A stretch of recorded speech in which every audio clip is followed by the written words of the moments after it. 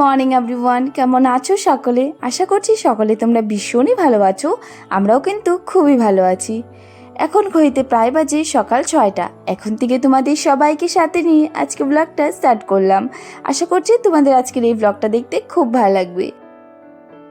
আমি তো রোজ দিনই রাত্রে এই ঘর থেকে যাওয়ার সময় বিছানাটা পরিষ্কার করে তারপরে যাই, কিন্তু কালকে আর হয়নি। তো এই যে দেখো সকাল সকালে এই যে ঘরটা পরিষ্কার করে নিচ্ছি, কারণ সকালে এখন ঘরটা ঝাড় দেব। তো এখানে বিছানাটা প্রথমে একটু পরিষ্কার করলাম। এই ঘরে তো থাকা হয় না কয়েকদিন থেকে, কিন্তু ঘরটা তো এলোমেলো থাকবেই, কারণ সারাটা সন্ধ্যা কিন্তু আমরা এই রুমেই কাটিয়ে দিই, আর এই রুমে মাম্মা পড়তে বসে। তো তখন না সেই পড়ার বই টই সব এলোপালো করে রেখে দেয়। আর সকালে তো ঘুমের থেকে উঠেছি 5টার দিকে। উঠে আমি যেই উঠতে নিয়েছি তখনই না মাম্মাম ঘুম থেকে উঠে পড়েছিল। তো ওর সাথে আবার একটু টাইম শুয়ে থাকতে থাকতে দেখি 5:30টার মতো বেজে গেছে। আজকে একটু দেরি হয়ে গেছে উঠতে। এখন তো আমি প্রায় 5টার দিকে ঘুম থেকে উঠে পড়ি, উঠে একটু হাঁটাচলা করি, কিন্তু আজকে আর হাঁটতে যাইনি। তো আজকে আমি ঘুম থেকে উঠে প্রথমে স্নান করে তারপরে যে বাসি কাজগুলো সারছি। আর আজকে এমনিও দেরি হয়ে গেছে সেই কারণে। তো এই দেখো আমি কিন্তু বেরিয়ে পড়েছি, আর মা ঘরে যোগা করছে, আবার বাবা আবার চলে গেছে হাঁটতে। আর বাবারও সকাল সকাল ফুলগুলো উঠিয়ে নেয় গাছের থেকে, নয়তো একটার পর একটা এখন মানুষ আসবে আর গাছের থেকে ফুল নেবে। তো সকালে বাবা ফুলগুলো উঠিয়ে রেখে তারপরে যায় হাঁটতে। আর এইদিকে দেখো আমার কিন্তু বাসি ঘরগুলো ঝাড় দেওয়া হয়ে গেছে। আর আজকে না সকাল সকাল থেকেই দেখছি ওয়েদারটা একদমই মেঘলা মেঘলা, মানে হয়তো একটু পরে বৃষ্টি আসবে এমন একটা ভাব হয়ে রয়েছে। এখন তো সবার মুখে শুধু একটাই কথা, কবে যে একটু বৃষ্টি হবে আর একটু শান্তি পাবো। কারণ কয়েকদিন থেকে যে প্রচণ্ড পরিমাণে গরম দিচ্ছে না, একদম অসহ্য হয়ে গেছি। অনেক শরীরে একদম আর নিতে পারছে না, এমন একটা গরম দিচ্ছে। তো যাই হোক, কি আর করা যাবে। তো সকালে দেখি ওয়েদারটা ভালোই রয়েছে, আর ঠান্ডা ঠান্ডা একটু পর পর হাওয়া দিচ্ছে, তো ভালোই লাগছিল। তো যাই হোক দেখো আমি কিন্তু ঘরটা ঝাড় দিয়ে উঠোনটাও ঝাড় দিয়ে নিচ্ছিলাম। মা বলছিল তুমি স্নান করেছো, ঝাড় দিতে হবে না, কিন্তু মা আবার ব্যায়াম করছিল, তার জন্য ভাবলাম যে না আমিই দিয়ে দিই। বাসি কাজবাজ সমস্ত কমপ্লিট। এখন দেখো আমি ঘরে চলে আসলাম, এসে আগে ফ্যানটা দিয়ে দিলাম, কারণ এখনও না খুব গরম লাগছিল। ওয়েদারটা মানে ভালোই ছিল, কিন্তু তাও কাজবাজ করার পর কিন্তু গরম লাগে। তো এখানে ফ্যানটা দিয়ে আমার চুলটা খুলে দিলাম, গামছা দিয়ে বেঁধে রেখে দিয়েছিলাম শ্যাম্পু করেছি বলে। তো এই যে দেখো এখন একটু মুছে নিচ্ছি। আর আমার যায় না কেন এই গরমের দিনে না এই যে চুলটা যে খুলে রাখা, এটা আমার খুব অসহ্য ব্যাপার লাগে। আমার একদমই ভালো লাগে না এই গরমের দিনে যদি চুল খুলে রাখি। মানে শুধু মনে হবে যে আমি ভিজাবো না, কিন্তু তাও আমি বেঁধে রাখবো, কারণ ভিজালে এই যে খুলে রাখতে হয়, অনেকটা সময় নেয় মানে শুকাতে। তাও আমার চুল তেমন একটা নেই। আর যা হেয়ার ফল হচ্ছে কয়েকদিন থেকে কি বলবো, এই গরমের দিন পরার পর থেকে না আমার খুব খারাপ লাগে যে আমার অনেকটা পরিমাণে হেয়ার ফল হয়।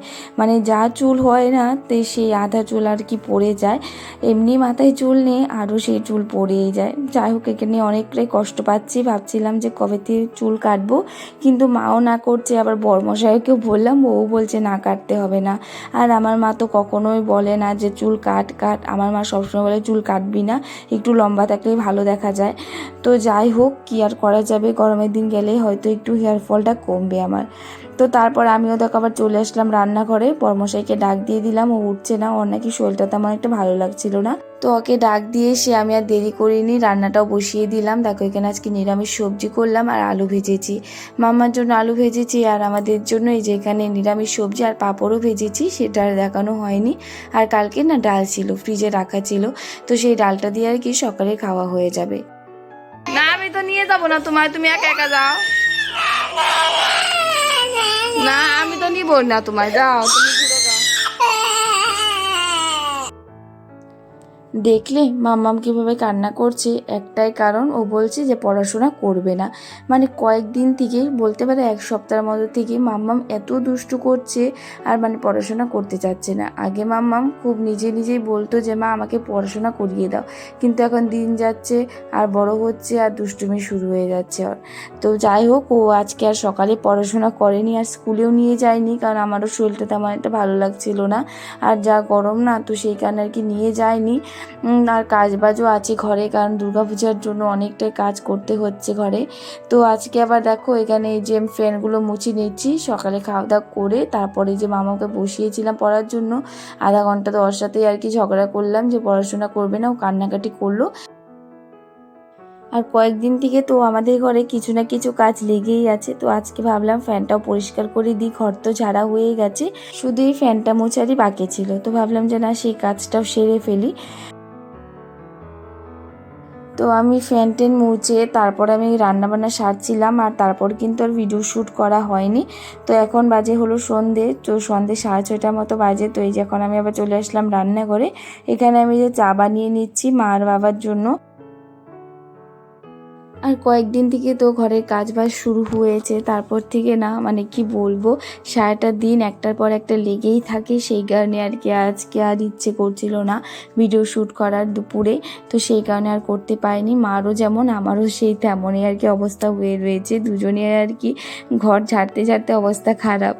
আর রাত্রে দেখো আবার সুদ্দি এসেছিল মামার জন্য ড্রেস নিয়ে। দেখো খুব সুন্দর ড্রেসটা হয়েছে না, মামাম তো ভীষণ খুশি, আর আমাদেরও খুব পছন্দ হয়েছে। তোমাদের কেমন লেগেছে কমেন্ট করে বলো। আর আজকের জন্য টাটা, সবাই তোমরা খুব ভালো থেকো আর আমায় একটু সাপোর্ট করো। বাই, রাধে রাধে।